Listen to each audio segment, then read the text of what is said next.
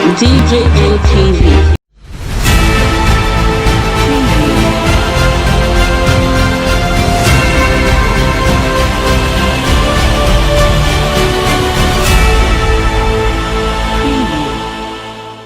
We are aware that some countries are giving Nnamdi Kanu money to tear Nigeria apart, Attorney General of the Federation. And this is still DJMTV Daily News Update. Thank you for staying with us. Abubakar Malami, the Attorney General of the Federation and the Minister of Justice, have said that some countries are supporting and bankrolling Nnamdi Kanu, the leader of the indigenous people of Biafra. While speaking, the Attorney General of the Federation said that the countries bankrolling Nnamdi Kanu should put an end to it and should join the peace-loving country who have placed Nnamdi Kanu on their stop list.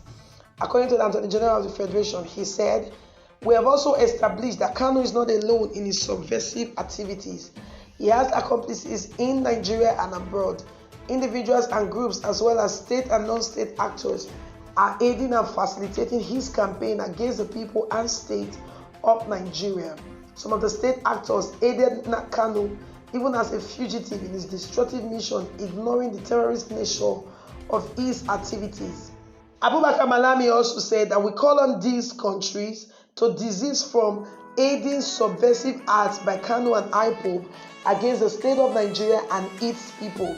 Conversely, there are some friendly countries which, recognizing the status of IPOB as a terrorist organization, either ban the activities of IPOB or place Kanu on their stop list.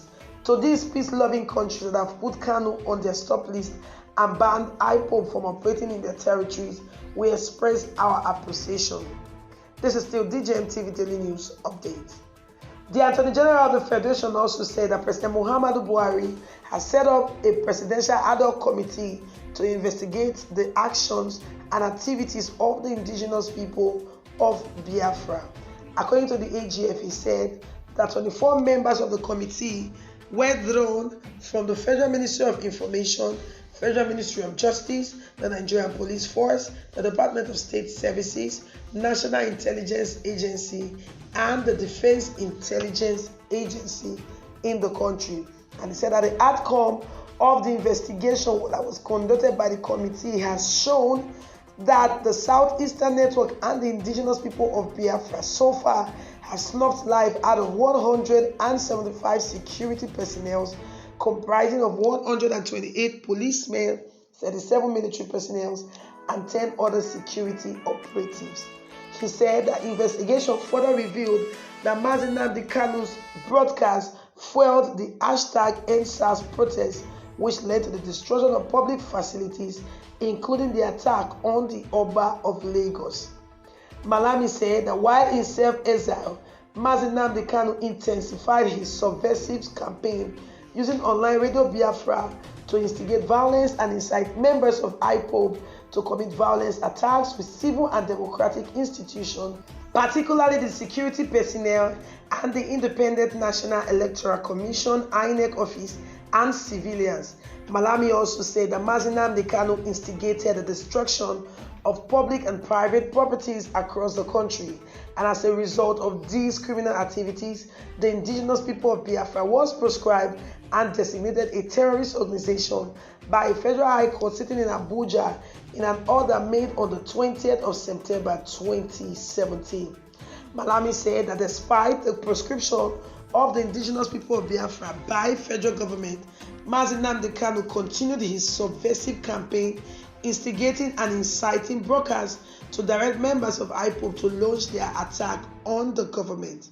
Malami also said that the EndSARS protest of October 2020 played into the sinister plans of Nnamdi Kanu, whereby he seized the protest through subversive and inciting online brokers and actively commanded and direct attacks on security personnel and facilities across the southeastern zone of the nation.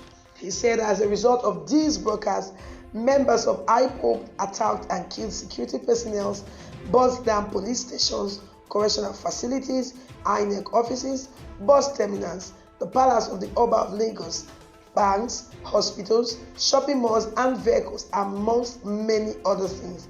And on the 12th of December 2020, Malami said the Eastern Security Network (ESN) was formed by Nnamdi Kanu as an armed wing of the IPOB with a mandate to advance the nefarious agenda of the at-large group.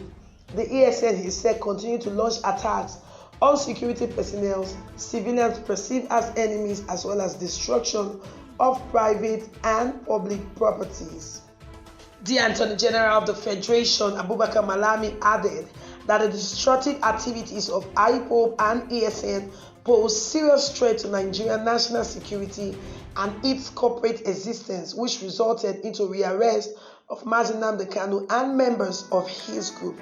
According to Malami, the ad hoc committee set up by President Muhammadu Buhari finds as a matter of fact that consequent upon instigating directives of Nnamdi Kanu, members of IPOB and ESN carried out massive attacks on democratic institutions, especially INEC facilities, with a view of hampering democratic process in the nation. He said that these attacks were carried out between October 2020 and June 2021. He said that acting on the instigating directives of Nnamdi Kanu, IPOB members and #EndSARS protesters attacked and killed many security agents, destroyed several public and private properties, including police stations, public transport buses, and other facilities across the country.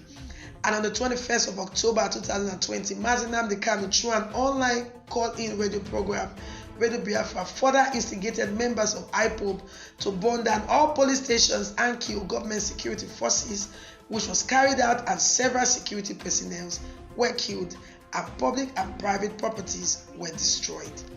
Abubakar Malami noted that not only has IPOB snuffed the life out of 175 security personnel, but they've also done that to prominent Nigerians in the southeastern part of the nation. Some of them include Eze Anayochukwu Durueburu and Eze Samson Osunwa of Hiberenowe Autonomous Community, as well as Dr. Chike Akunyili and 8 others, as well as the killing of Alhaji Ahmed Gulak on the 30th of May 2021. This is still DJM TV Daily News Update. So there you have it, guys. The Attorney General of the Federation have said that there are countries sponsoring and bankrolling Nnamdi Kanu to encourage him to tear this nation apart. They've also said that Nnamdi Kanu was the one who instigated the #EndSARS protest in October 2020. So these are one of the cases against Nnamdi Kanu.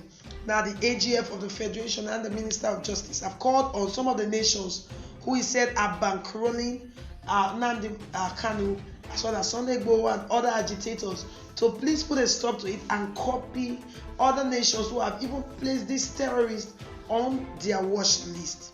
So guys, what are your thoughts and comments concerning the issue we just brought you? Malami is saying that, as a matter of fact, countries are bankrolling Nnamdi Kanu, and Kanu is the one who instigated the #EndSARS protest in 2020. Do drop your thoughts and comments concerning this particular issue in the comment section below. Yeah.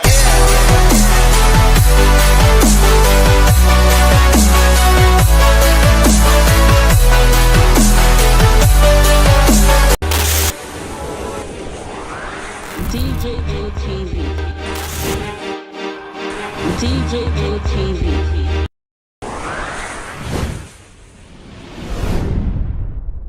Fulani people don't say no, they don't like us. Welcome to DJM TV. DJM TV. DJM TV. DJM TV. DJM TV. Some of the delegates and ask the question. DJM TV.